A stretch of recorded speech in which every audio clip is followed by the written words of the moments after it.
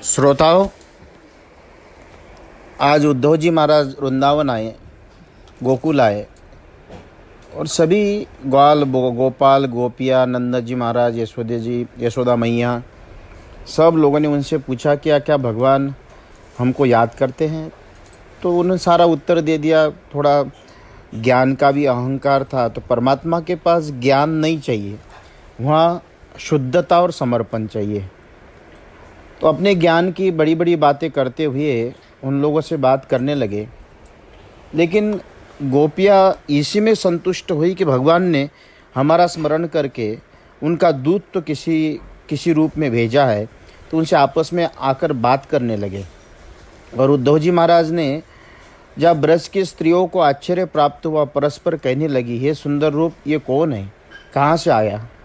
भगवान कृष्ण ने वेश में ये गहने पहन रहा है। इस प्रकार सब गोपियाँ कृष्ण के चरणारविंद का भक्त जान उद्धव को चारों ओर से घेर लिया और अत्यंत अधीनता से नम्र हो, लाज भरी हसन चितवन तथा मीठी वाणी से सत्कार कर एकांत आसन पर बैठे उद्धव जी को कृष्ण के पास से संदेश लेकर आए जान वो गोपियाँ पूछने लगी, हमें जान पड़ता है कि तुम कृष्ण के सेवक हो और माता पिता के प्रसन्न करने को तुम कृष्ण ने भेजा है, क्योंकि इस ब्रज में और कोई ऐसा नहीं है जो उन्हें स्मरण आवे, और माता पिता तो स्नेह बड़े वैराग्यवान पुरुष पर भी नहीं छूट सकता है। इसी कारण औरों से यहाँ अपने कार्य के लिए मित्रता जनाई। जब तक काम रहा तब तक तो मित्रता रखी। जैसे पुरुष स्त्रियों से प्यार करता है, वैसे ही भौरों फूलों से प्यार करता है।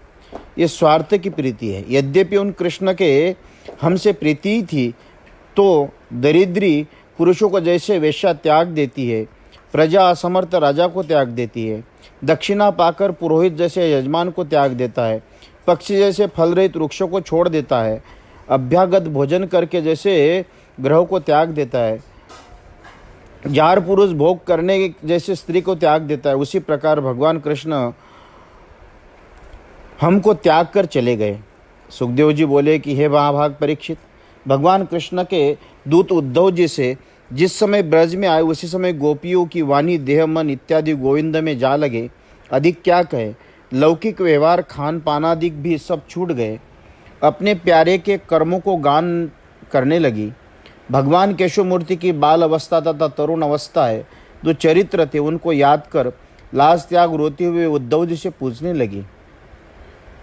एक गोपी उद्धव जी का स्वरूप देख, कृष्ण के संग का ध्यान कर, भौरों को देख उसे प्यारे का भेजा हुआ दूत जान ये वक्षमान वचन कहने लगी, अर्थात भौरों के बहाने उद्धव जी से कहने लगी। गोपी बोली, हे मधु, हे कपटी मित्र, हमारे चरणों का स्पर्श मत करो, क्योंकि भौरों का देह तो काला और मुख पीला, तेरे तो सौत के कुचों से लगी पुष्पों की माला का केसर दाढ़ी मोचों से लगी है। तू स्पर्श करेगा तो हमें स्नान करना पड़ेगा। यदि कहो कि तुम तो मैं तुम्हारे प्रसन्न करने को कृष्णचंद्र को भेजा है, सो तुम जाकर मथुरा की स्त्रियों को प्रसन्न करो। जैसे तू हमारे पास आया, इसी प्रकार यादव की स्त्रियों के पास भी गया होगा। परंतु यादव के सभा में इस बात की हंसी होगी कि कृष्ण का दूत ऐसा निर्लज्ज है, जैसा तू वैसा ही तेरा स्वामी है। जैसे तू फूलों की सुगंध ले उस समय उसको छोड़ देता है, उसी प्रकार भगवान कृष्ण ने भी मोहित करने वाले अपने अधरों का अमृत एक बार पिलाकर हमको त्याग दिया। परंतु बड़े आश्चर्य की बात, लक्ष्मी उनके चरण कमल कैसे सेवन करती है। अनुमान होता कि कृष्ण के मीठे मीठे वचनों से उनका चित्त हर गया होगा, इसलिए वो पड़ी रहती है।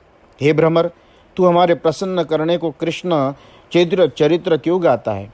हमने तो घर इत्यादि त्याग दिया। कृष्ण की सखी मथुरा की जो स्त्रियां हैं, उनके आगे उनका प्रसंग गा, जिनकी कामाग्नि को शांत करते वो प्यारी सखियां तुझे रिझकर कुछ देगी। हे कपटी, कपट भरी रुचि हंसी वाले, कृष्ण की भ्रुकुटी की मरोड़ ऐसी है कि स्वर्ग, पृथ्वी, पाताल की स्त्रियां भी उनने दुर्लभ नहीं है। लक्ष्मी जी जिनके चरणों की सेवा करती, वहाँ हमारी क्या चल सकती है। परंतु तो भी हमने भगवान कृष्ण का उत्तम श्लोक नाम सुना है, सो जब हम गरीबियों की सुध ले तब वो नाम रहेगा, नहीं तो जाता रहेगा। अपने सिर को मेरे पाँव से उठा ले, क्योंकि मैं तेरी संपूर्ण बात जानता हूँ। तो मुकुंद कृष्ण के दुष्कर्म सीख कर चतुर हो गया। देखो, हमने संसार में कृष्ण के लिए पति पुत्र लोक परलोक सब छोड़ दिया और हमें छोड़कर चले गए। अब उनसे क्या मेल मिलाप करना। इस प्रकार गोपियाँ कहने लगी। फिर भगवान कृष्ण के पहले कर्मों की स्तुति करके कहने लगी, हमको कृष्ण से भय लगता है, क्योंकि पहले अयोध्या में राजा दशरथ के पुत्र रामचंद्र हुए तो सुग्रीव होकर वधि के समान बाली को मारा। व्याध तो मांस खाने के लिए मारता है, परंतु इन्होंने तो व्यर्थ ही मारा। बंदर का कोई मांस नहीं खाता। दुर्वादल शाम को लेकर काक के समान आचरण कर राजा बलि के भेंट पूजा ली, उसी को बांध दिया। इस प्रकार काले की मित्रता से अघा गई। अब कभी भूलकर भी कालों से मित्रता नहीं करना चाहिए। तब उद्धव जी बोले, मैं जिस समय आया हूँ तुम उन्हीं की बातें कर रही हो। तो गोपी बोलो कि जैसे उनमें गुण है उसी प्रकार वो अवगुण है। यद्यपि उनको दुखदाई जानता है, परंतु तो भी उसको बातों को छूटना तो हमसे महाकठिन है। जिन्होंने भगवान कृष्ण के लीला चरित्र रूपी अमृत का कानों से एक कण का भी स्वाद लिया है, वो राग द्वेष त्याग असत्य के तुल्य हो। दुख रूप पुत्र पौत्रादि को त्याग भोग को छोड़ पक्षी के समान घर घर भीख मांगते फिरता है। जैसे अज्ञानी कृष्णसार हरिणी की बधी के गीत से मोहित होकर घायल हो जाती, उसी प्रकार हमने कपटी कृष्ण का वचन सत्य मानकर ये देखा, जिनके नखों के स्पर्श से हमें भी कामदेव की पीड़ा उत्पन्न हुई। इसलिए दूत उस कपटी की बात जाने दे और बात कर। हे प्यारे सखा, क्या तू फिर आया? तुझे प्यारे कृष्ण ने भेजा, इस कारण हे दूत तू पूजा करने के योग्य है। जो तुझे अच्छा हो सो वर मांग। क्या लक्ष्मी का संग न छोड़ने वाले कृष्ण के पास हमें ले चलना चाहता है? परंतु कैसे ले जाएगा, क्योंकि उनके वक्षस्थल तो लक्ष्मी जी के संग ही रहते हैं।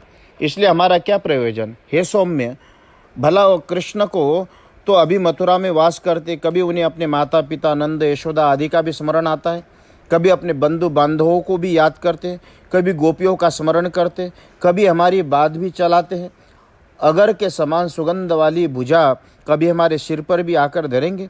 सुखदेव जी बोले, हे राजा परीक्षित, इस प्रकार उद्धव जी कृष्णचंद्र के दर्शन की चाहना गोपियों को सुन भगवान कृष्ण के संदेश को समझाने लगे। उद्धव जी बोले, गोपियों, तुमने भगवान वासुदेव कृष्णचंद्र में मन लगाया, इसलिए तुम निश्चय कृतार्थ हो गई हो।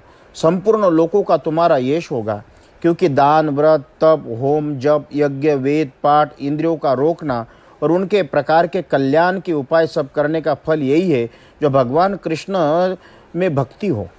बड़े मुनीश्वर को दुर्लभ भक्ति तुमने उत्तम श्लोक भगवान कृष्ण में ही ये बड़ा ही मंगल रूप है। पति पुत्र देह भाई बंधु और घरों को त्याग परम पुरुष भगवान कृष्ण को तुमने अपना पति बनाया, ये बहुत बड़ा मंगल हुआ।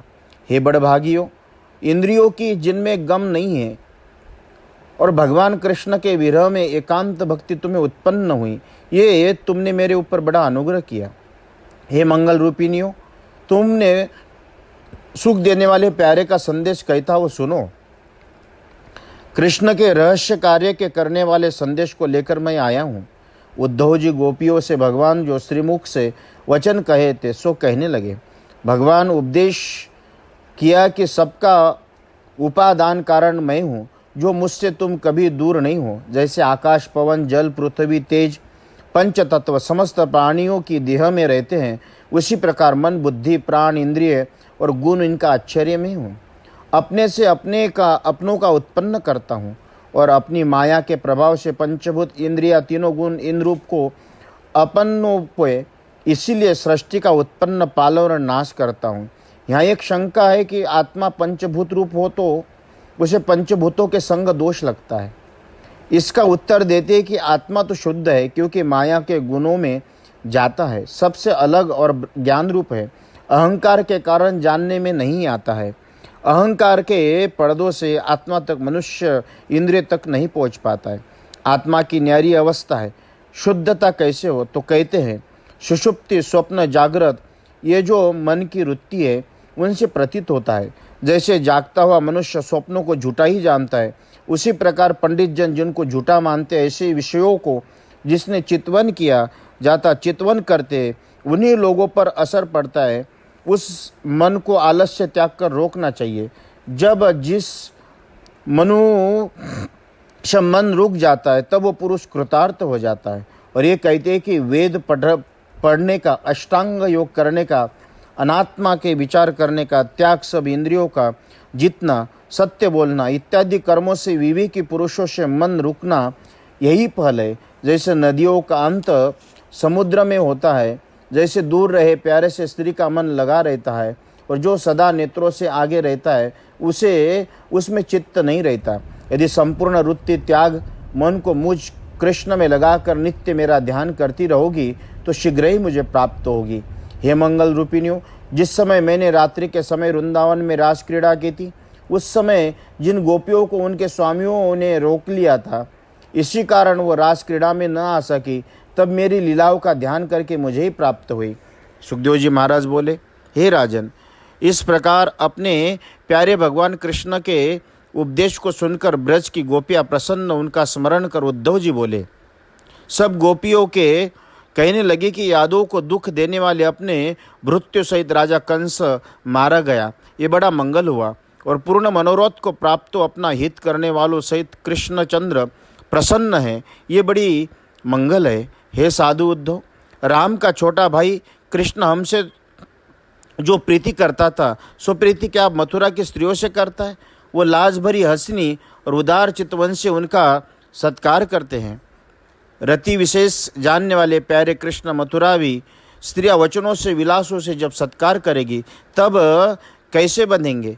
हे साधु उद्धव, भगवान गोविंद प्रसंग पाए मथुरा की स्त्रियों की सभा में बैठ जब कभी बातें करते हैं तब हमारा कभी स्मरण करते हैं। हे उद्धव, भगवान कृष्ण के कभी उन रात्रियों का स्मरण आता है जिनमें कुमोदित कुंद फूल रहे थे और चंद्रमा की चांदनी से रमणीय वृंदावन में पाँवों में नृपुर बसते जाते थे और हमारे संग रमन करते थे और हमने उनकी स्तुति की थी। अब वो कभी हमें याद करते हैं या नहीं? जैसे ग्रीष्म ऋतु में दग्धवन के खींचने से इंद्र आता है, उसी प्रकार कृष्ण के लिए शोक से जली हुई हमको हाथ से स्पर्श से जीवन देने वाले दाशार व वंशोत्पन्न कृष्णचंद्र कभी यहाँ आएंगे क्या? नहीं। अब कृष्ण का यहाँ कोई आएंगे, क्योंकि अब उन्हें राज्य मिल गया, शत्रु मारे गए, राजाओं की कन्या ब्याह ली, सब मित्र उनके पास है, इसलिए वो प्रसन्न है। ये आकर क्या कहेंगे? लक्ष्मी जी के पति पूर्ण काम कृष्ण को वन की रहने वाली हमसे और राजाओं की कन्याओं से क्या प्रयोजन है? आशा का त्याग ही बड़ा सुख है। ये पिंगला वेश्या ने एकादश स्कंद में कहा है कि निराशा के समान सुख नहीं है, और यद्यपि हम ये जानते हैं परंतु तो भी आशा छूट अत्यंत कठिन है। भगवान कृष्ण की एकांत की बातें कौन त्यागने को समर्थ है? यद्यपि उनकी रखने की इच्छा नहीं परंतु तो भी लक्ष्मी अंग से अलग नहीं होगी। हे उद्धव, बलदेव जी के संग भगवान कृष्ण का जिन्हें विचरण किए थे वो नदियाँ, पर्वत, वन प्रदेश, गवय, बांसुरी का शब्द, ये सब बार बार कृष्ण के चरित्र को याद दिलाता है। लक्ष्मी के आस्पद उनके चरण चिन्ह देख हम भी विस्मरण नहीं कर सकते। मनोहर चलन, उदार हसीनी, लीलापूर्वक चितवनी, मनोहर वचन, इनसे जिन्होंने हमारी बुद्धि हर ली, उन कृष्ण के हम कैसे भूल सकती है? इसके उपरांत वे सब गोपियाँ मथुरा की ओर हाथ उठाकर पुकारने लगी, हे रमानाथ, हे ब्रजनाथ, हे दुख हरने वाले, हे गोविंद, हे नाम गायों का पालन करोगे तभी रहेगा, नहीं तो इस नाम से हाथ धो बैठोगे। आपको स्मरण होगा कि इंद्र ने जब वर्षा की थी तुमने संकल्प किया थी कि मैं ब्रज की रक्षा करूंगा। अब तो तुम्हारे ही विरह रूपी समुद्र में संपूर्ण गोकुल डूबा हुआ है, इसका शीघ्र आकर उद्धार करो। सुखदेव जी बोले कि राजन, कृष्ण के संदेश से विरह ताप मिटाकर उन गोपियों ने कृष्ण को परमेश्वर जान और परमेश्वर का अपना आत्मा निश्चय कर उद्धव जी की पूजा की। गोपियों का शोक दूर करने के लिए कितने ही मास उद्धव जी ने ब्रज में वास किया और कृष्ण के लीला कथाओं को गाकर ब्रजवासियों को परमानंद दिया। जितने दिनों तक उद्धव जी ने ब्रज में वास किया वो दिन ब्रजवासियों को कृष्ण के लीला का गान से क्षण में समान बीत गए। नदी, पर्वत, वन, गुफा, पुष्पित वृक्ष इत्यादि को देख हरिदास उद्धव जी ब्रजवासियों को कृष्ण स्मरण करने लगे। गोपियों के चित्त से इस प्रकार कृष्ण में लीन होने से व्याकुल देख परम प्रसन्न हो गोपियों को दंडवत कर कहने लगे, इन गोपों की स्त्रियों का पृथ्वी पर जन्म सफल है, क्योंकि सबके आत्मा गोविंद में इनका अत्यंत प्रेम हुआ है। जिस प्रेम का संसार में भयभीत मुमुक्षु पुरुष मुक्त और हम भक्त इच्छा करते, कृष्ण की कथा में जिसका अत्यंत अनुराग है, उसे ब्रज जन्म से क्या प्रयोजन है? अथवा एक तो शुद्ध माता पिता से, द्वितीय गायत्री उपदेश से, तृतीय यज्ञ दीक्षा से, और जो ब्राह्मणों के 3 जन्म हैं उनसे क्या प्रयोजन? वृंदावन की विचरण वाली व्यभिचारी दृष्टि से दूषित गोपी स्त्रियां कहाँ और परमात्मा कृष्णचंद्र के आरूढ़ भाव वाले मन कहाँ? क्योंकि निरंतर भगवान को स्मरण कर अज्ञानी पुरुष भी कल्याण प्राप्त कर सकता है। अमृत का सेवन करने वाला पुरुष अमर हो जाता है। सर्वकाल अंग में रहने वाली लक्ष्मी पर भी वो प्रसन्न नहीं हुई और कमल के गंध सी कांति वाली देवांगनाओं को भी वो प्रसाद नहीं मिला। वो रास के उत्सव में कृष्ण ने भुजदंडों में गलबाही डाल ब्रज सुंदरियों को मिला। गोपियों के चरण का रज का सेवन करने वाले वृंदावन के गुल्म लता औषधिया कुछ भी मेरा जन्म हो, जो गोपियों के दुस्त्यज अपने भाई बंधु बड़ों के मार्गों का त्याग वेदगम्य मुकुंद कृष्णचंद्र के मार्ग का सेवन करती है, जो लक्ष्मी के पूजित पूर्णकाम ब्रह्मादिक देवता और योगेश्वर कृष्ण अपने जिनका चिंतन करते, उन कृष्ण के चरणारविंदों को रास सभा में वह वक्षस्थल के ऊपर आलिंगन कर जिन गोपियों का ताप को दूर किया। नंद के ब्रज की स्त्रियां चरण की रजों को मैं बारंबार नमस्कार करता हूँ। जिन गोपियों की गाथा हरिकथा तीनों लोगों को पवित्र करती है। सुखदेव जी बोले कि हे राजन, इनके उपरांत उद्धव जी गोपियों से, यशोदा से और नंद आदि सब ब्रजवासियों से आज्ञा मांग गमन समय अपने रथ में जा बैठे। उद्धव जी की विदा होने के समय नंद आदि सब ब्रजवासी अनेक प्रकार के भेंट हाथों में ले उद्धव जी के पास आकर स्नेह से नेत्रों से आंसू भर कहने लगे कि हमारे मन की वृत्ति कृष्ण के चरणारविंद में लगी रहे और हमारी वाणी उनका नाम जप करती रहे। हमारा शरीर जब कृष्ण को प्रणाम करता रहे। हमारे कर्मानुसार ईश्वर इच्छा से जिस किसी योनि में हम जाए, तो जो कुछ हमने मंगल रूप कर्म किए अथवा दान किए है, उनका फल यही मांगती है कि कृष्ण में हमारी प्रीति बनी रहे। हे महाराज, इस प्रकार गोपियों की कृष्ण की भक्ति में उद्धव जी का सत्कार किया। तब उद्धव जी उनसे विदा ले कृष्ण पालित मथुरापुरी में आए और भगवान कृष्ण को प्रणाम कर ब्रजवासियों की भक्ति की अधिकता वर्णन की। उसके उपरांत वासुदेव और बलदेव जी को प्रणाम कर राज्य उग्रसेन की भेंट दी। इति श्रीमद्भागवते महापुराणे दशम स्कंदे पूर्वार्ध भाषाटिकायां भ्रमर गीतोद्दो प्रतीयाने सप्तचत्वारिंशो अध्यायः। सुखदेव जी महाराज कहते हैं कि भगवान कृष्ण कुब्जा के यहाँ गए। कुब्जा ने बड़े अत्यंत सत्कार के साथ परमात्मा का स्वागत किया। परमात्मा प्रसन्न हुए, भोजन प्रसादी लेकर आशीर्वाद वहाँ से निकल कर फिर अक्रूर जी महाराज के घर आए। संग लेकर समर्थ कृष्णचंद्र कार्य कराने के लिए, अक्रूर का भला करने के लिए उनके घर आए। अक्रूर जी मनुष्य में श्रेष्ठ और बंधु कृष्ण बलदेव को दूसरों देख प्रसन्न होकर अत्यानंद को प्राप्त हुए। तब कृष्ण, बलदेव और उद्धव जी ने उन्हें नमस्कार किया। उसके उपरांत अक्रूर जी ने कृष्ण बलदेव को प्रणाम करो और आसन पर बैठकर उनकी पूजा की। हे राजन, कृष्ण बलदेव के चरणों को धोकर उस जल को अपने मस्तक पर चढ़ाया। दिव्य चंदन, माला, वस्त्राभूषण इत्यादि भेंट दे नमस्कार किया। गोद में चरणों को धर के दबाने लगे। उसके उपरांत अधीनता पूर्वक नम्र हो अक्रूर जी कृष्ण बलदेव से कहने लगे कि मंत्रियों सहित पापी कंसों को मारा, बड़े कष्ट से आपने अपने कुल का उद्धार किया है। कुल की वृद्धि का यह बड़ा ही मंगल है। तुम प्रकृति रूप हो, जगत के कारण हो, जगन्मय हो, तुमसे पृथक पृथक कारण नहीं है। हे ब्रह्मन, तुम अपने विश्व में अपने शक्तियों सहित प्रवेश करके श्रवण करने देखने में बहुत प्रकार से प्रतीत होते हो।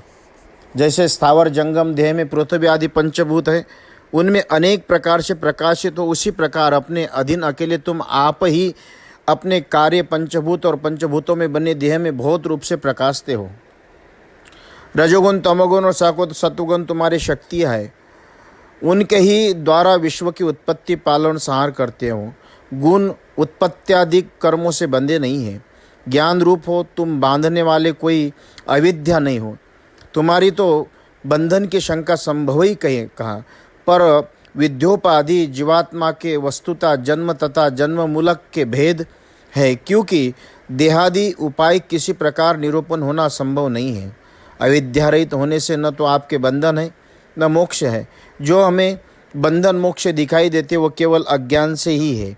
जगत का कल्याण करने के लिए तुम्हारा कहा हुआ 57 वेद मार्ग जिस समय असाधुओं के पाखंड मार्ग में बाधित होते, उस समय सगुण रूप धारण करते हो। प्रभु, तुमसे इस संसार में पृथ्वी का भार उतारने के लिए अपने अंश बलदेव वसुदेव जी के घर जन्म लिया, जिसके दैत्य से अंशरूप राजाओं की अक्षोनी सेनाओं को संहार करोगे और यदुकुल के यश को बढ़ाओगे। हे इस आज हमारा घर निश्चय बड़भागी है। सब देवता पितृ मनुष्य प्राणी देवरूप तुम्हारे चरणारविंद का दोहन जल गंगारूप होकर तीनों लोकों को पवित्र करता है। सो तुम जगत के गुरु अधोक्षज भगवान हमारे घर में आए हो, इसलिए हमारा घर बड़ा भागी है। हे प्रभु, भक्तवत्सल सत्य वक्ता सबके हितकारी कृत के जानने वाले, आपको त्याग कर कौन ऐसा बुद्धिमान है जो औरों की शरण जाएगा। अपना आत्मा तक ही भी दे देते हैं और तुम्हारे उत्तम है, ये नीच है, ये भेद नहीं है। जनार्दन, आपने मेरे घर आकर दर्शन दिया, ये बड़ा मंगल हुआ। योगेश्वर देवता भी तुम्हारे स्वरूप को नहीं जानते। पुत्र स्त्री धन हितकारी देहादिकों में मोह करी रस्सी रूप जो तुम्हारी माया है, सो हमें लिपट रही है, शीघ्र ही काटो। भक्त अक्रूर जी के इस प्रकार पूजन और स्तुति की तब भगवान कृष्णचंद्र वाणी से मोहित करते हुए मुसलाकार मुस्का कर बोले। भगवान बोले कि आप हमारे गुरु हो, इस कारण नित्य स्तुति करने योग्य हो। हम तुम्हारे लड़के, हमारी रक्षा करो, पोषण करो, हम पर कृपा करो। हे पूज्यों में श्रेष्ठ, तुम्हारे समान बड़भाग्य कल्याण की इच्छा करने वाले मनुष्य से नित्य सेवा करने योग्य है। देवता स्वार्थी है, साधु महात्मा स्वार्थी नहीं होते। क्या कई जल में तीर्थ नहीं है और मृतिका शिलाओं के देवता नहीं है, किंतु ये सब बहुत दिन तक सेवा करने से पवित्र करते हैं और साधु पुरुष तो दर्शन से ही पवित्र करते हैं। हे अक्रूर जी, तुम हमारे सहृदय में उत्तम हो, इस कारण पांडवों का कल्याण करने के लिए हस्तिनापुर को जाओ। भगवान ने आदेश देकर पिता पांडु के मरने के पीछे माता कुंती से दुखित पांडव बालकों को धृतराष्ट्र अपने पुरी में ले आया। वो उसके पास रहते हैं। लुब्ध बुद्धि अंबिका का पुत्र राजा धृतराष्ट्र भाई के पुत्र पांडवों में समता नहीं रखता और दुष्ट दुर्योधनादिक वश में हो रहा है और उसकी दृष्टि भी अंधेरी हो रही। इसलिए तुम अब हस्तिनापुर को जाओ और बुरी भली उनकी सब खबर लाओ। जब हमें वहाँ का भेद विदित हो जाए तो जिसमें पांडवों को सुख होगा वही उपाय करेंगे। इस प्रकार अक्रूर जी से कहकर भगवान कृष्णचंद्र बलदेव और उद्धव जी को संग लेकर अपने घर आए। इति श्रीमद्भागवते महापुराणे दशमस्कंदे पूर्वार्ध भाषाटिकायां कुब्जा रमणादिक निरूपणम नाम चत्वारिंशो अध्याय। कृष्णार्पणमस्तु। 50वां अध्याय। सुखदेव जी महाराज बोले, हे पूर्ववंशी राजाओं के यश से शोभायमान हस्तिनापुर में जाकर अंबिका के पुत्र धृतराष्ट्र को अक्रूर जी ने देखा और भीष्म पितामह विदुर कुंती तथा सोमदत्त पुत्र सहित वारिक द्रोणाचार्य कृपाचार्य कर्ण दुर्योधन अश्वत्थामा और 5 पांडव और भी जो सुरत थे उनको सबको देखा। गादिनी के पुत्र अक्रूर जी बंधु बांधव संग यथा योग्य मिलकर सहृदयों की वार्ता अक्रूर जी से पूछने लगे और अक्रूर जी भी उनसे कुशलक्षम पूछने लगे। दुष्ट पुत्र अल्पबुद्धि दुष्ट कर्णादिकों के कहने में रहने वाले धीरता रहित राजा धृतराष्ट्र का वृत्तांत जानने के लिए कितने ही 1 महीने तक अक्रूर जी ने वहाँ वास किया। तेज अर्थात प्रभाव, ओज बल अर्थात शस्त्र चलाने की निपुणता, वीर्य अर्थात क्षुरता, पांडवों में प्रजा का स्नेह, वीरता आदि जो अच्छे गुण हैं उन्हें न समझकर धृतराष्ट्र के पुत्रों की ओर जो कुछ आगे करने की इच्छा है उसे, और जो धृतराष्ट्र के पुत्रों के विष देना आदि अन्याय किया था, सो संपूर्ण वार्ता विदुर जी ने अक्रूर जी से कह दी। कुंती बाई अक्रूर जी को आया सुन मिलकर और अपने जन्म स्थान का स्मरण करके नेत्रों से आंसू बहाती अक्रूर जी से बोली, हे सौम्य, मेरे माता पिता कभी मेरा स्मरण करते हैं और मेरे भाई बहन भतीजे कुलस्त्री सुखी सखी सब कभी मेरी सुध करते हैं। शरणागतों का पालन, भक्तों का हितकारी भाई के पुत्र कृष्ण कभी अपनी फूफी को पुत्रों की भी सुध करते हैं। कमल के समान नेत्र वाले बलराम जी भी कभी हमारा स्मरण करते हैं। मैं तो जैसे व्याघ्रों के बीच में हरिणी घिर जाती है, इसी प्रकार वैरियों के बीच में घिरकर सोच करती हूँ कि सो क्या मुझे और पिताहीन मेरे बालकों को श्री कृष्ण तुम्हारे वचनों से समझाएंगे। कृष्ण कृष्ण महायोगी ने, हे विश्व के आत्मा सब अंतर्यामी, हे विश्व के पालन करता, हे गोविंद, बालकों को सहित दुखित होकर मैं तुम्हारी शरण आई हूँ, सो मेरी रक्षा करो। मृत्यु रूपी संसार से भयभीत मनुष्य के ईश्वर तुम हो और मोक्ष के देने वाले तुम्हारे चरण कमल के बिना मुझे और कोई शरण देने वाला नहीं दिखता। शुद्ध अर्थात धर्मात्मा, ब्रह्म परिच्छिन्नता अर्थात ढकने को नहीं आवे, परमात्मा अर्थात जीव के सखा योगेश्वर अर्थात अनिमादि शक्ति युक्त योग अर्थात ज्ञान रूप जैसे कृष्ण तुम हो, तो तुम्हें नमस्कार हो, तुम्हारे ही मैंने शरण ली है। सुखदेव जी बोले, नृपश्रेष्ठ परीक्षित, इस प्रकार जगत के ईश्वर अपने भतीजे कृष्ण को याद करके तुम्हारी परदादी कुंती दुखित होकर रोने लगी। अक्रूर और बड़े यशस्वी यदुर कुंती को समझाने लगे, तुम्हारे पुत्र धर्म, पवन, इंद्र इत्यादि को से अंश से उत्पन्न हुए, तुम इतना सोच क्यों करती हो? इस प्रकार समझाने लगे। चलते समय अपने पुत्रों में स्नेह और भतीजों में विषमता करने वाले राजा धृतराष्ट्र के पास जाकर सूर्योदय के बीच में रामकृष्ण के वचन कहे थे। वो अक्रूर जी कहने लगे। अक्रूर जी बोले कि हे धृतराष्ट्र, कौरवों की कीर्ति को बढ़ाने वाले भाई पांडु के मरने के उपरांत राज सिंहासन पर बैठे हो, सो ठीक है, बहुत उत्तम राज्य करो, धर्म से पृथ्वी का पालन करो, क्योंकि अपनी प्रजा का सुखपूर्वक आनंद रखोगे, अपने बांधवों में समान दृष्टि रखोगे तो तुम्हारा कल्याण होगा, जगत में यश होगा, और जो विषमता रखोगे तो संसार में निंदा होगी, अंत में नरक को जाओगे। इस कारण पांडवों में और अपने पुत्र में समता रखो। हे राजन धृतराष्ट्र, इस प्रकार संसार में सदा किसी का संग नहीं रहता, अपना देह भी सदा नहीं रहता। विचार करके देखो, स्त्री पुत्र सदा नहीं रहेंगे। जीव अकेला ही जन्म लेता है और अकेला ही मृत्यु को प्राप्त होता है, अकेला ही पुण्य को फल को भोगता है और अकेला ही पाप का फल। अज्ञानी पुरुषों में जो पाप करके धन संचय किया है, उसे स्त्री पुरुष भाई बंधु होकर लेते हैं। जैसे जल की रहने वाली मछलियाँ जीवन जल है, जल उसको उसके पुत्र भी पी लेते हैं, तब उसे कष्ट होता है। पाप करने वाला पुरुष नरक में जाता है, और जिन्हें अपना समझ अधर्म में पोषण करता है, वो प्राण, धन, पुत्रादिक सब पोषण करने वाले मूर्ख पुरुषों को भोग का सुख प्राप्त हुआ, तब उसे पहले ही त्याग देते हैं। जब स्त्री पुरुषादिक इसको त्याग देते हैं, तब ये सच्चे स्वार्थों को न जानकर प्रयोजन नष्ट होने से नित्य धर्म से विमुख हो सबके पापों को अपने सिर पर वही पूर्ण नरक में गिरता है। इसके कारण समर्थ राजा धृतराष्ट्र जैसे स्वप्न और बाजीगरी की माया मन का विचार ये सब तुमको मिथ्याभूत दिखाई देता, उसी प्रकार इस संसार मिथ्याभूत समझ आप अपने मन को रोककर समता रखो, शांत करो, अपने मानस भाव से शरीर से पाप मत करो। तब धृतराष्ट्र बोले कि हे अक्रूर, ये जो तुमने कल्याणकारक श्रेष्ठ वचन कहे, उनको श्रवण करते करते मेरा मन तृप्त नहीं हुआ, जैसे मनुष्य अमृत पीने से तृप्त नहीं होता।